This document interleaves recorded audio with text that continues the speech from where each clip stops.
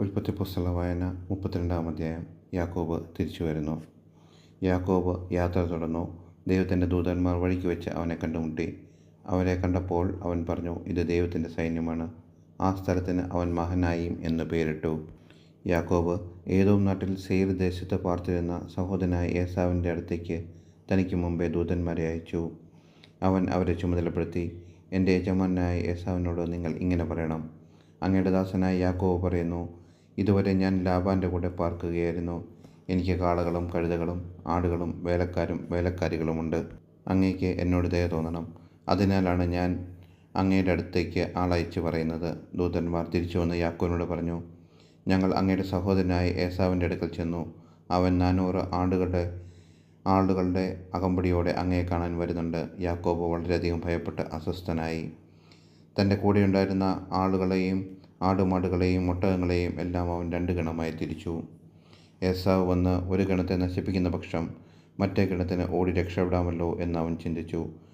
അവൻ ഇങ്ങനെ പ്രാർത്ഥിച്ചു, എൻ്റെ പിതാക്കന്മാരായ അബ്രാഹത്തിൻ്റെയും ഇസ്ഹാക്കിൻ്റെയും ദൈവമേ, നിൻ്റെ നാട്ടിലേക്കും നിൻ്റെ ചാർച്ചക്കാരുടെ അടുത്തേക്കും തിരികെ പോകുക. ഞാൻ നിനക്ക് നന്മ ചെയ്യും എന്നരുൾ ചെയ്ത കർത്താവേ, അങ്ങ് ഈ ദാസനോട് കാണിച്ച കാരുണ്യത്തിനും വിശ്വസ്തതയ്ക്കും ഞാൻ ഒട്ടും അർഹനല്ല. കേവലം ഒരു വടിയുമായിട്ടാണ് ഞാൻ ജോർദാൻ കടന്നത്. ഇപ്പോഴിതാ ഞാൻ 2 ഗണമായി വർദ്ധിച്ചിരിക്കുന്നു.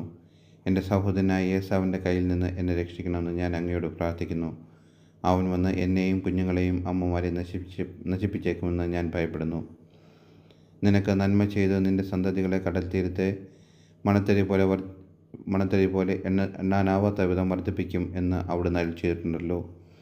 അന്നു രാത്രി അവൻ അവിടെ താവളമടിച്ചു. തൻ്റെ പക്കലുള്ളവയിൽ നിന്ന് അവൻ സഹോദരനായ ഏസാവിന് ഒരു സമ്മാനമൊരുക്കി. 200 പെൺകോലാടും 20 ആൺകോലാടും, 200 പെണ്ണാടും 20 മുട്ടാടും, കറവയുള്ള 30 ഒട്ടകം, അവയുടെ കിടാക്കൾ, 40 പശു, 10 കാള, 20 പെൺകഴുത, 10 ആൺകഴുത എന്നിവയെ അവൻ മാറ്റി നിർത്തി.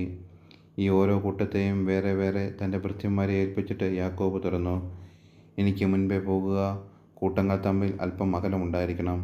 ഏറ്റവും മുൻപേ പോയവനെ അവൻ ചുമതലപ്പെടുത്തി, എൻ്റെ സഹോദരൻ ഏസാവ് നിങ്ങളെ കണ്ടുമുട്ടുമ്പോൾ, നിങ്ങൾ ആരുടെ ആളുകളാണ്? നിങ്ങൾ എവിടേക്ക് പോകുന്നു? ഇതൊക്കെ ആരുടേതാണ് എന്ന് ചോദിക്കും.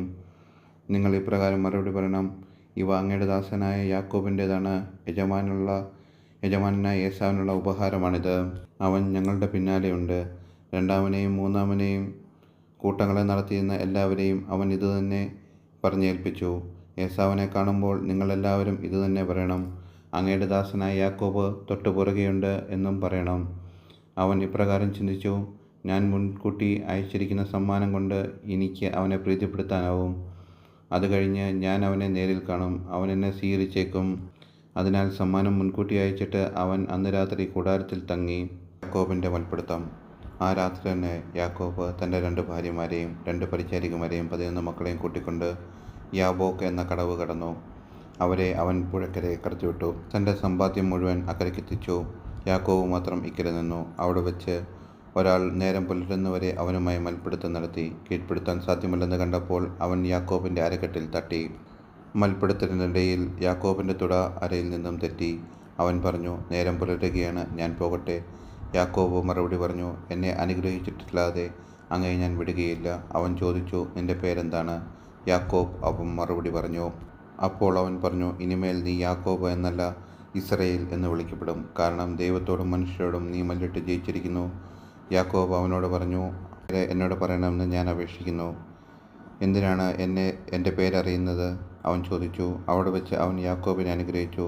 ദൈവത്തെ ഞാൻ മുഖത്തോട് മുഖം കണ്ടു, എന്നിട്ടും ഞാൻ ജീവനോടെ ഇരിക്കുന്നുവല്ലോ എന്ന് കൊണ്ട് യാക്കോബ് ആ സ്ഥലത്തിന് പെനുവേൽ എന്ന് പേരിട്ടു.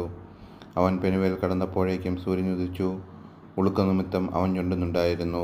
അവിടുന്ന് യാക്കോബിൻ്റെ അരക്കെട്ടിൽ തട്ടിയതുകൊണ്ട് തുടയും അരയും തമ്മിൽ ബന്ധിപ്പിക്കുന്ന സ്നായു ഇസ്രായേൽക്കാർ ഇന്നും ഭക്ഷിക്കാറില്ല.